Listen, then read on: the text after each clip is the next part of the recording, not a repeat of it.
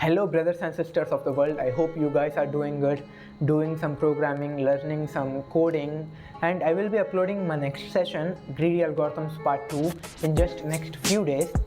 This video is going to be a little bit different and an exciting video. In this, we will be talking about the 4 deep philosophical lessons that I have learned from playing chess.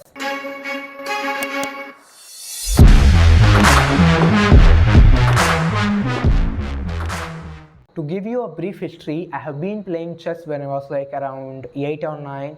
I have loved the sport, it is deep in my heart, and I remember making this decision quite unequivocally when I was like somewhere around 14 or 15, that if I am responsible for a child upbringing, then I will make sure that that person learns chess. Because my mom did a fantastic job by introducing to my first chess coach, buying my first chess board and timer, and I have learned so many things from just playing chess, so many life lessons from just playing chess, that if I don't share it with you guys, then I will do a sort of injustice to you. So with that being said, without any further ado, let us talk about the 4 deep philosophical lessons that I have learned from playing chess. Lesson number 1. Good preparation beats good instinct. You have to remember this in life, that while our school, while our colleges, while our Indian society in general, we glorify talent so much, we give importance to intelligence, but you have to understand one thing, that intelligence and talents comes from inheritance. That if the parents, if their ancestors are quite intelligent, then the child, the probability of child being intelligent is far more higher when compared to his friends, because his parents are like geniuses, his parents are quite having high IQ, so he will have inherit, you can call it intelligence. But you have to, at the same time, you have to remember that hard work will bring something on the table that talent can never bring.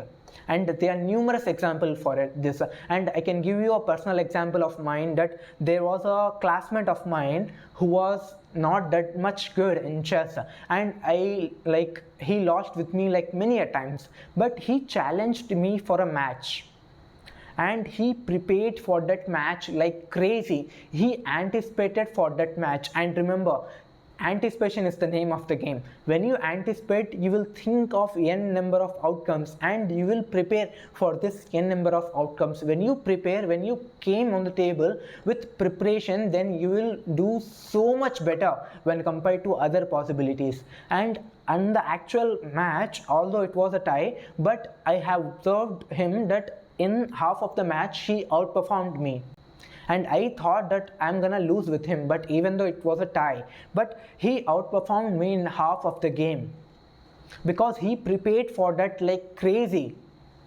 And after the match, I have realized that you can be as talented, you can be gifted, or you can be resourced, but to win in life, you have to be so hardworking, you have to be so, you can say, prepared. So the lesson number 1 is good hard work, good solid hard work is far better than being talented. Lesson number 2, being in a good position or managing our position, you can say.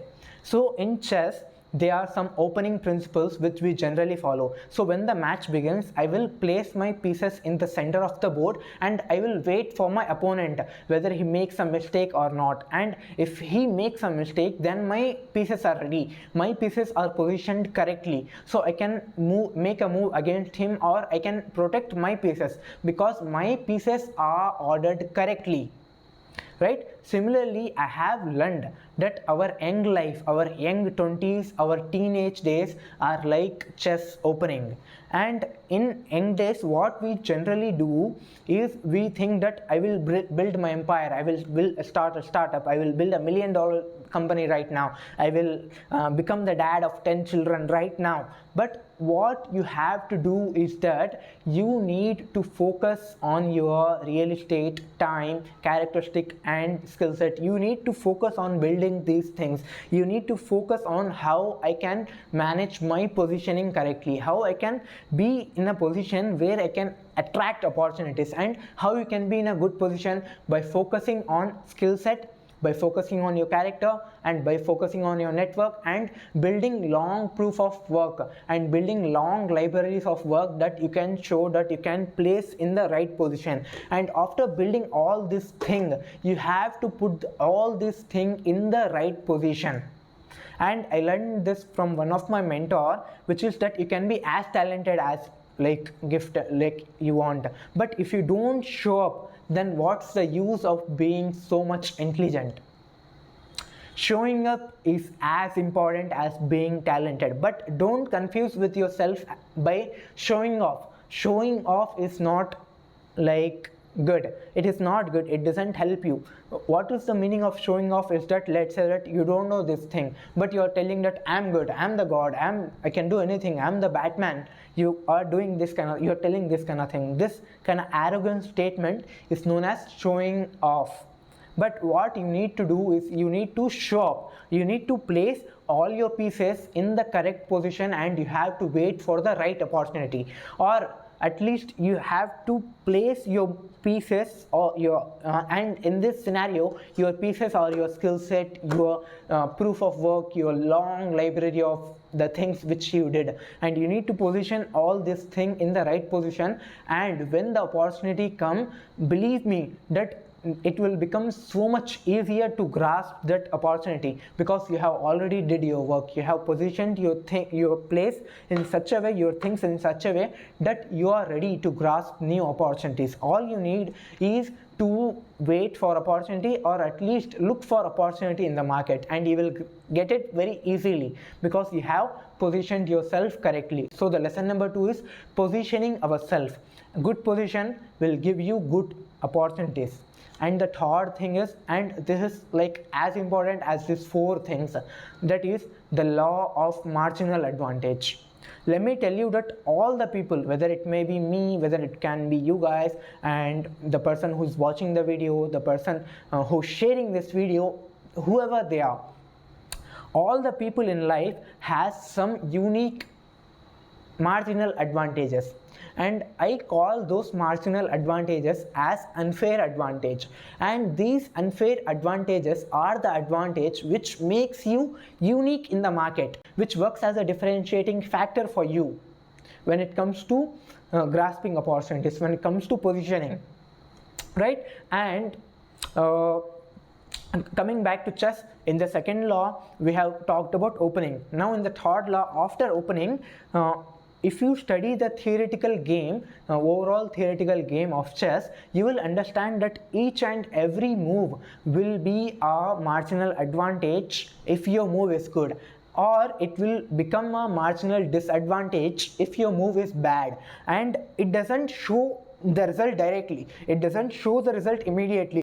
When you study the overall game of the chess, you will understand that your small moves in chess resulted your final resultant value.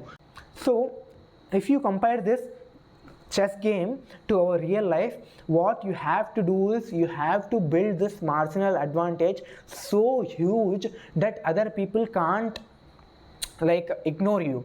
And remember one thing, that if you study the chess game, these small marginal advantages will show the result in the compounded sense, which means that by the end of this game you will see the result. But when, let's say that I'm making a good move, after making a good move, immediately I don't get a result, immediately I don't see the positioning of this particular thing, but in the long run it will benefit me. I can give you a chess terms positioning my queen in such a position that it dominates other, you can say, pieces of of our opponent, or putting my knight in such a position that it will attack other queens, other pieces, all those kind of things, or making the squares of my opponent weak. It will help me, because what I'm doing is I'm making small moves, good moves, which will give a marginal advantage to me, and I can see this marginal advantage in the component sense. Similarly, what you have to do is you have to identify your unfair advantage, and let's say that your unfair advantage can be as simple as talking. you can talk in front of 10 people, and it doesn't have to be necessarily so good or so big, like you are here and other people are here, or you are here and other people are there.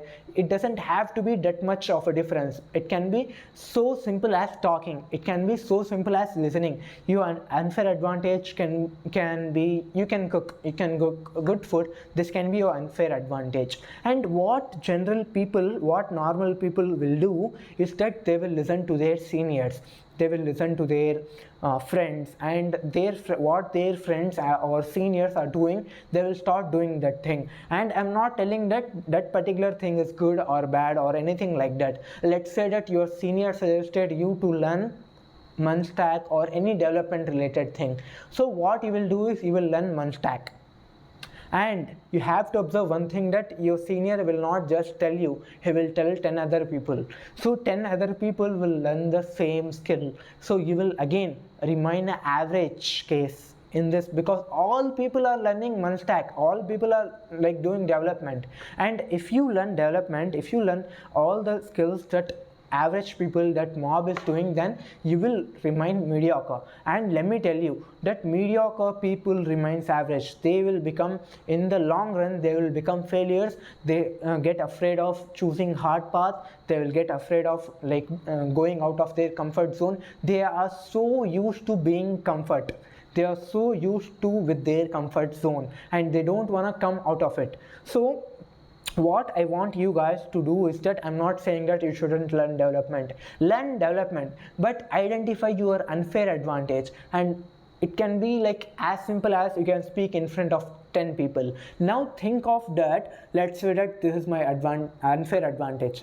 My unfair advantage is I can speak in front of 10 people. My unfair advantage is I can speak. Now think of how I can improve this and make it so big that other people can't ignore me. Let's say that I'm speaking in front of 10 people. Think of how I can speak in front of 100 people, how I can speak in front of 200 people, 1000 people, 10,000 people, and what are the skills I need, what are the lips movement, my body language have to be in order to speak in front of 1000 people, in front of 10,000 people. Learn that. And when you begin learn this unfair advantage along with the suggested skills of your seniors, then you will become so different. You will become a unique person from the rest of the market.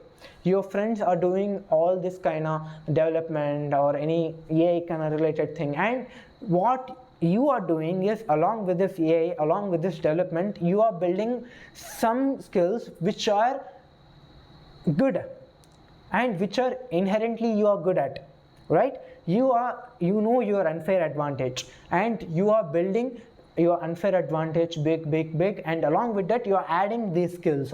So in the final result, you will become so much good and so much unique when compared to the rest of the market, and you will come out of this rat race. So the third law is law of marginal advantage. And let me tell you that each and every person has different advantage. Each and every chess game has some uniqueness, has some its own nature, right? And I will tell you a story also, that I was playing a game, and my coach he told me the theoretical overall structure of the game, that if the C file is open, then we need to put rook on that. And in the actual game I was playing, I put the rook in the C file, and I have followed all the instructions set by my coach. But even though we lost the game, and after the game I went to my coach, I went to my teacher and asked him that I did all the things you told me, but we lost the game. And he answered that you have put the rook in the C file because I have told you so, but the entire game was based on F file, right? And at that point I didn't realize that, but now I realize that each and every game has their unique moves. So having memorized a theoretical model of chess will help you up to some extent, but on real time chess matches, on real time various chess matches with various people who are having different mindset, will have different natures of chess game, right? And each and every chess game will come out to be unique, will come out to be it its unique essence in its nature. Right? Similarly, each and every person has a unique unfair advantage, has a unique marginal advantage. You need to identify that and become a master on that unfair advantage and build it so big, and along with that unfair advantage, learn the current skills which are there in the market. So this is your unfair advantage, and these are the skills you have learned from the market, and by just combining these two things, you will become so much different, you will become so much unique from the rest of your friends, from the rest of the market. So this is rule number 3, which is law of marginal advantage. And the last one is pressure versus focus.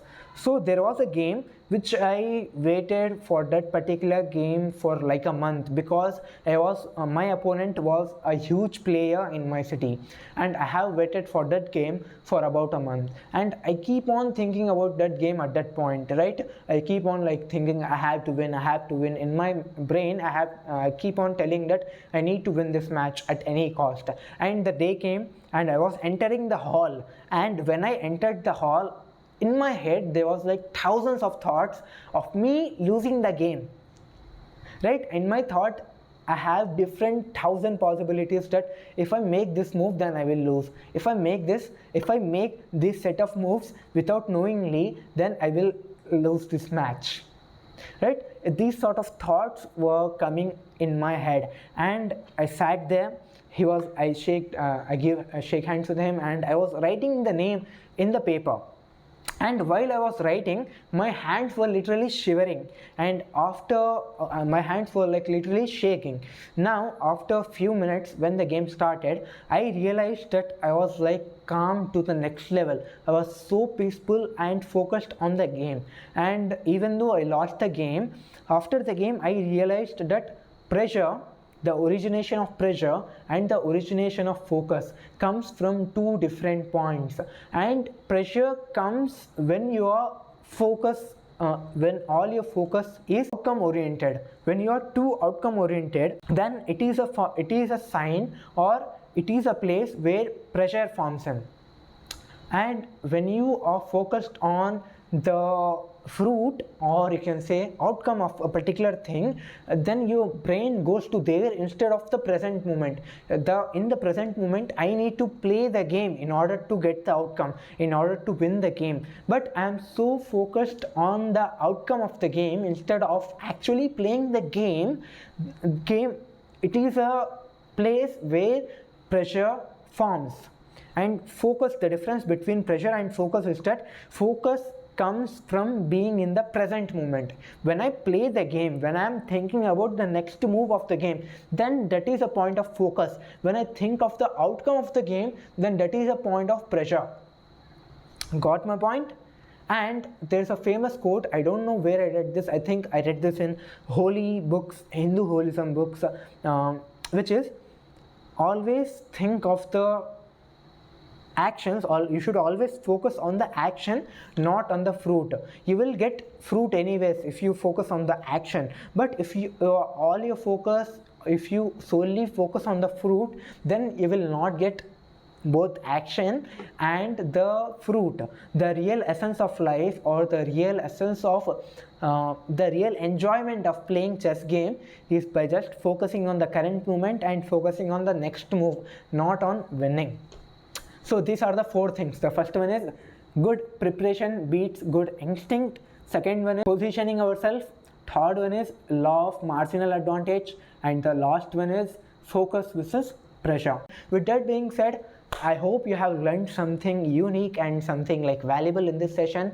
And I will upload the greedy algorithms, and I will promise you that the next few sessions I will try my best to bring the best content, the best chapters that can be possible in the internet.